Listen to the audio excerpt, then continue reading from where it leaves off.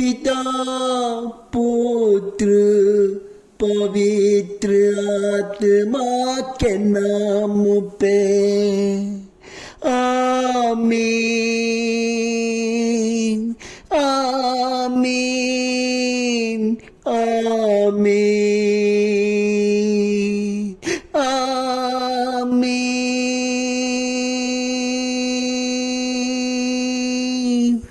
ओ पवित्र आत्मा आजा आजा आज के शुभ के प्रार्थना में आजा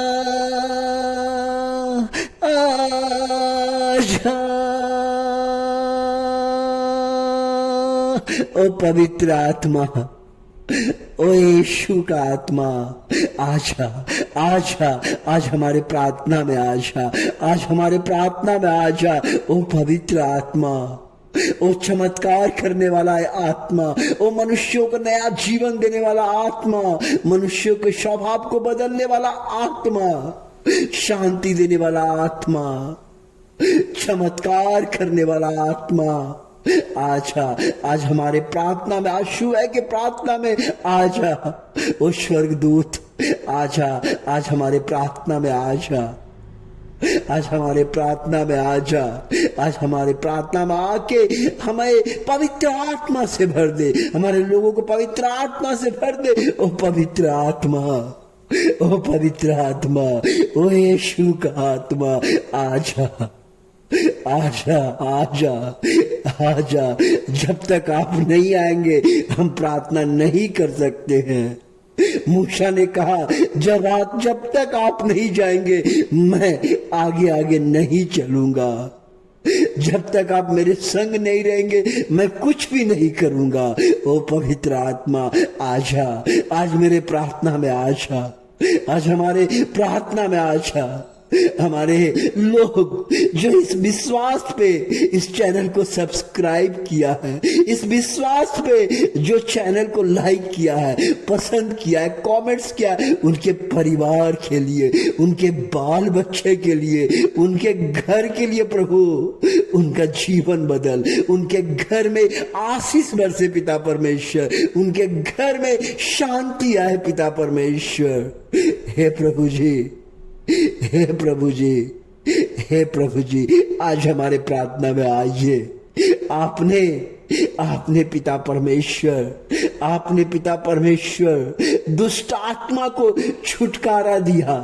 दुष्ट आत्मा वह आत्मा होता है जिसका शरीर जकड़ लेता है, जिसका शरीर जकड़ लेता है, जिसका विचार, जिसका मन गंदा भर जाता है, और उस आत्मा को आप शुद्ध करते हैं पिता परमेश्वर, आप शुद्ध कर देते हैं, आप शुद्ध कर देते हैं पिता परमेश्वर। आपके डांटने से वो बीमारी, वो दुष्ट आत्मा निकल जाता है, क्योंकि प्रभु यीशु का आत्मा में आजादी है।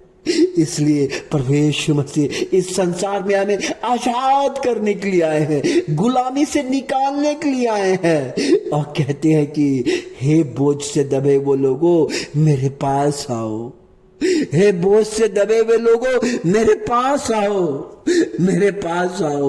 बोझ से दबे रहने का मतलब प्रभु कहता है आज कितने लोग हैं जो बीमारी में उलझे हुए हैं, आज कितने लोग हैं जो कर्ज में डूबे हुए हैं, आज कितने लोग हैं जो नौकरियां के चलती दबे हुए हैं, उनको काम नहीं मिल रहा है, आज कितने लोग हैं विद्यार्थी हैं जो एग्जाम लिखते हैं लेकिन पास नहीं करते हैं, वो भी एक बोझ से दबे हुए हैं।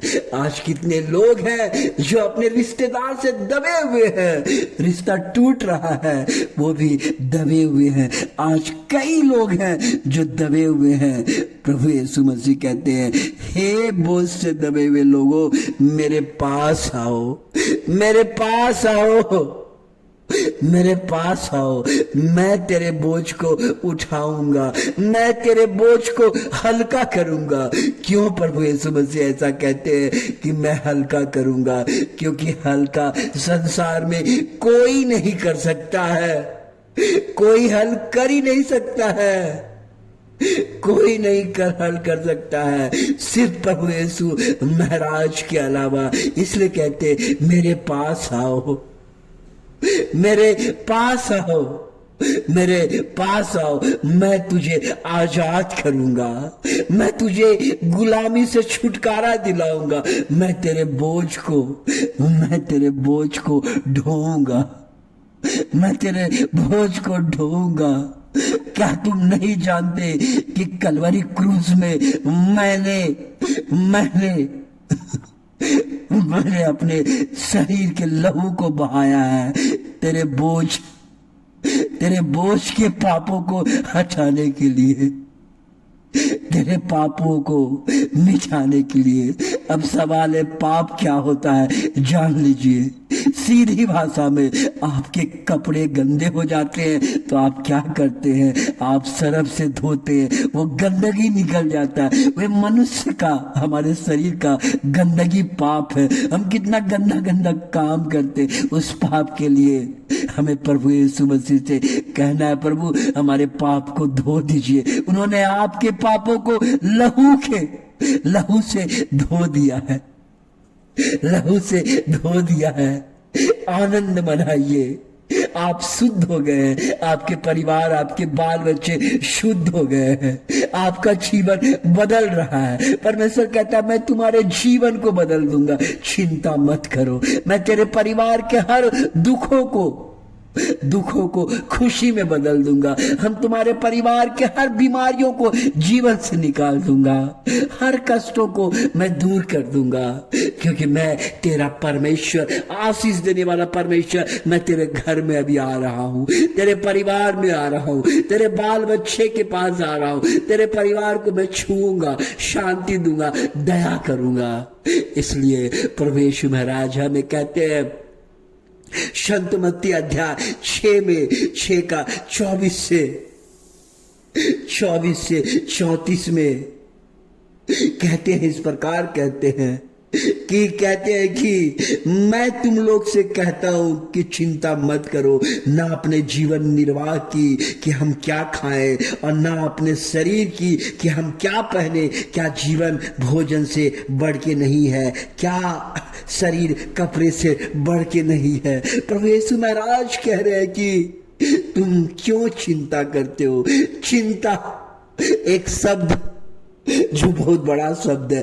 आज आप चिंता कर रहे हैं कि मेरा जीवन में कुछ नहीं होगा, नहीं हुआ है। आप चिंता कर रहे हैं मेरा बिजनेस नहीं कर रहा है, आप अपने बाल बच्चे के लिए चिंता कर रहे हैं मेरा बेटा का नौकरी नहीं मिला, मैं आगे जीवन में क्या करेंगे। बूढ़े बुजुर्ग माताएं एवं बूढ़े बुजुर्ग लोग चिंता कर रहे हैं मेरा देखभाल कौन करेगा, मेरा इलाज कौन कराएगा। आज परदेशी चिंता कर रहे हैं कि मैं कैसे अपने देश में, इस देश में सुरक्षित रहूंगा। समस्या कहूं न कहूं चिंता की है, लेकिन प्रभु ईश्वर जो कहते हैं कि आप चिंता मत करें। देखो आकाश के पक्षी को देखो। प्रभु यीशु महाराज उदाहरण देते हैं, आकाश के पक्षी को देखो। क्या भाई आप जानते हैं पक्षी कभी चिंता नहीं करता है, पक्षी चिंता करता ही नहीं है। उसको मालूम है कि मेरा पिता, उनका पिता जो है, उनका भोजन देने वाला प्रभु यीशु महाराज उसको भोजन कराता है। लेकिन वो एक काम करता है, मेहनत करता है, अपना पंख फैला के भोजन ढूंढता है, चलता है, फिरता, मेहनत करता है, और बाकी वो सारा ईश्वर पे छोड़ देता है। उसी तरह आज हमें करना पड़ेगा। प्रभु के ऊपर अपना मेहनत करेंगे, प्रभु के ऊपर छोड़ देंगे, परमेश्वर आपके बाल बच्चे को तरक्की दिलाएगा, परमेश्वर आपके परिवार में चमत्कार करेगा, परमेश्वर आपके जीवन को बदलेगा, और परमेश्वर आपके परिवार को आशीष करके लोग देखेंगे और कहेंगे ये कैसे हुआ, आश्चर्य करेंगे। लोग आपसे पूछेंगे कैसे ये हुआ, आपका तरक्की देख के लोग आश्चर्यचकित करेंगे, और आप कहेंगे मैं नहीं जानता हूं, मेरा यीशु महाराज ने किया है। अगर आप तरक्की चाहते हैं, अगर आप जीवन में बदलाव चाहते हैं, आपको परमेश्वर के पास आना पड़ेगा और चिंता नहीं करना पड़ेगा। जब आप चिंता करते हैं तो आप अपने भविष्य को खराब करते हैं। अगर चिंता करते हैं, बीमारी आप अपने शरीर में लेके आते हैं। प्रभु कहता है चिंता मत करो, मैं तुम्हारे